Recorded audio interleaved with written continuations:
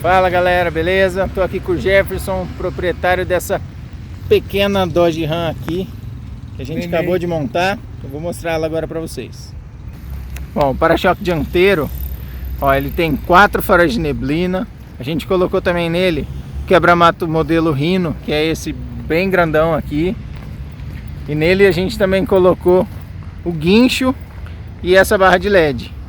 Junto com ele a gente colocou o suporte de placa aí para usar o guincho. Então sua placa fica ali certinho. Quer usar o guincho, você levanta a placa, beleza. Então ele tem aqui para-choque traseiro da Penna Off-Road com LED para luz de ré. Tem engate Penna Off-Road com rebaixo de 10 polegadas, né? Como ela tá bem alta. Mais um trabalho concluído, o negócio ficou show de bola. A caminhonete ficou bem legal. Maravilha.